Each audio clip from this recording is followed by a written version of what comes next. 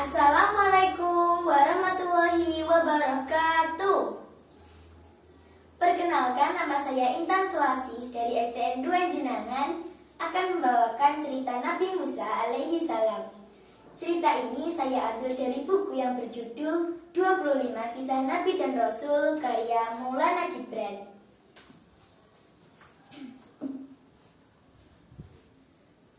Nabi Musa adalah putra dari ibu yang bernama Yukabed. Pada saat itu di Mesir yang dipimpin oleh raja bernama Firaun memerintahkan agar setiap bayi laki-laki yang lahir harus dibunuh. Mendengar hal itu, ibu Musa merasa sangat takut jika anaknya akan dibunuh. Saat sedang ketakutan dan kebingungan, Allah memberi ilham kepada ibu Musa agar membuat peti dan menghanyutkan Musa di sungai Nil. Saat Musa dihanyutkan, ia ditemukan oleh seorang wanita yang bernama Asiyah, yang tak lain tak bukan adalah istri Firaun. Asiyah kemudian membawa Musa menuju istana. Melihat istrinya membawa bayi laki-laki, Firaun sangat marah dan ingin membunuh Musa. Namun istrinya berkata, "Janganlah dibunuh anak ini. Sesungguhnya aku menyayanginya. Sebaiknya kita jadikan anak sendiri, karena kita tidak memiliki anak." Mendengar istrinya mengatakan hal tersebut, Firaun tidak tega untuk membunuh Musa, hingga akhirnya Musa pun diasuh oleh Asiyah dan Firaun. Asiyah kemudian mendapatkan pengasuh.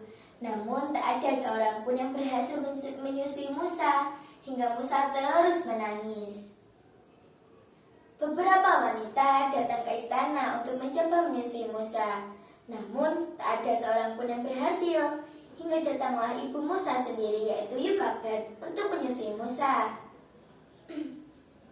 Akhirnya Musa mau disusui dan berhenti menangis. Singkat cerita, Musa tumbuh dewasa di istana. Pada suatu hari saat ia sedang berjalan-jalan, ia mendengar ada seseorang yang sedang berkelahi. Rupanya itu adalah pemuda Bani Israel yang dipukuli oleh orang lelaki suku Kipti. Musa pun kemudian melerai, namun ia malah balik diserang dengan pukulan bertubi-tubi. Dalam keadaan terdesak, Musa pun membela diri. Sebuah pukulan melayang dan buk, lelaki Kipti itu tersungkur di tanah dan tewas seketika. Orang-orang di sekitar menjadi kaget dan berkerumun. Walaupun tak sengaja, Musa tetap merasa bersalah dan memohon ampun kepada Allah. Berita itu pun tersebar hingga membuat Firaun sangat marah dan ingin membunuh Musa.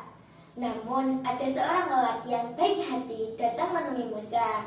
Ia mengatakan bahwa Firaun hendak membunuhnya. Ia juga menyuruh Musa untuk pergi. Musa pun pergi ke negeri yang bernama Madian. Saat itu ia sedang berada di dekat sumber air Madian dan melihat ada dua perempuan yang sedang kesusahan. Musa pun bertanya, "Apa yang sedang kalian lakukan?" Kedua gadis itu pun menjawab, "Kami tidak dapat memberi minum ternak kami sebelum penggembala-penggembala itu memulangkan ternaknya. Sedang ayah kami adalah orang tua yang telah lanjut usianya." Merasa tak tega, Musa pun menolong kedua gadis tersebut, hingga akhirnya kedua gadis itu pun dapat pulang dengan cepat. Sesampainya di rumah, ayah mereka yaitu Nabi Syuaib alaihi salam merasa heran kenapa anak-anaknya dapat pulang dengan cepat hari ini. Kedua putrinya pun menceritakan tentang bantuan Musa. Nabi Syuaib pun menyuruh salah satu putrinya untuk mengundang Musa. Setelah pertemuan antara Musa dan Nabi Syuaib, Musa pun dinikahkan dengan salah satu putri Nabi Syuaib dengan syarat Musa harus menggembalakan ternak mereka selama 8 tahun. Bertahun-tahun Musa tinggal di negeri Madian. Ia belajar ilmu dan menggembalakan ternak. Musa kemudian diangkat nabi oleh Allah Subhanahu wa taala. Nabi Musa yang ditemani Nabi Harun pun siap menyuruh kebenaran dan menghadapi Fir'aun. Nabi Musa dan Nabi Harun kemudian menemui Fir'aun dan mengatakan, "Sesungguhnya aku adalah Nabi utusan Allah. Kamu tak berhak memperbudak Bani Israel. Lepaskanlah mereka." Fir'aun kemudian langsung marah dan mengatakan bahwa Musa tak tahu balas budi. Padahal Fir'aunlah yang mengasuh Musa saat ia masih kecil. Musa pun menjawab, "Kebaikan istrimu belum sebanding dengan kekejamanmu. Aku dihanyutkan karena engkau ingin membunuh bayi dari Bani Israel. Sekarang aku adalah Nabi utusan Allah." Fir'aun kemudian bertanya, "Siapakah Tuhan semesta alam itu?" Nabi Musa kemudian menjawab, "Tuhanku adalah Allah. Allah lah pencipta langit dan bumi. Allah juga yang menguasai timur dan barat. Allah jugalah Tuhanmu yang sebenarnya, dan hanyalah Allah yang pantas disembah." Fir'aun menolak kebenaran Nabi Musa dan berkata, "Sesungguhnya akulah Tuhan semesta alam itu. Hanya aku yang harus disembah. Kamu harus juga menyembahku. Jika tidak, akan kupenjarakan kamu." Musa tidak takut dan berkata, "Apakah pantas kamu melakukannya kepadaku, sedangkan aku memiliki bukti kenabian?"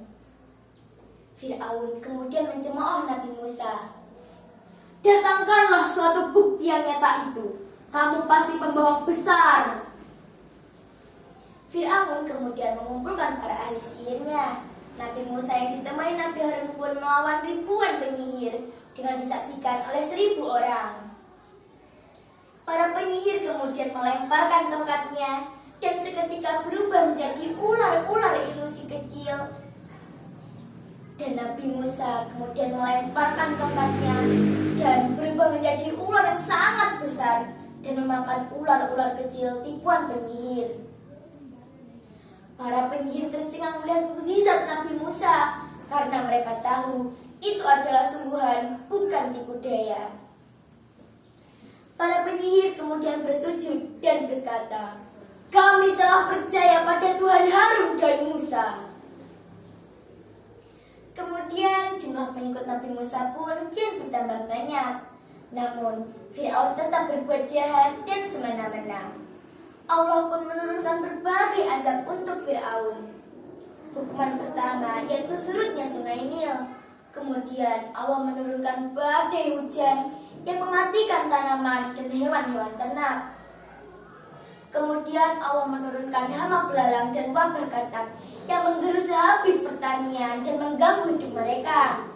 Terakhir adalah darah yang berupa penyakit pendarahan dan berubahnya air menjadi darah.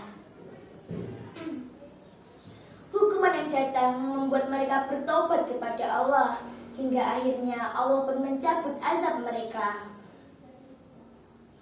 Namun setelah semuanya kembali normal, mereka kembali berbuat kafir dan menindas kaum yang lemah, yaitu Bani Israel.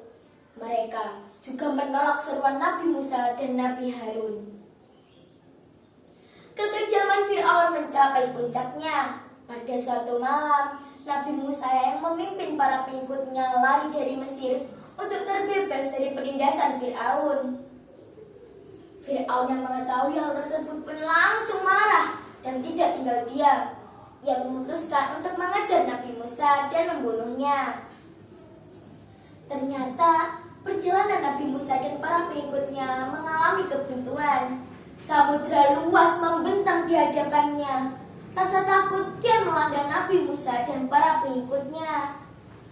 Sementara suara langkah kaki kuda Fir'aun mulai mendekat. Allah pun berfirman kepada Nabi Musa agar memukulkan tongkatnya ke laut.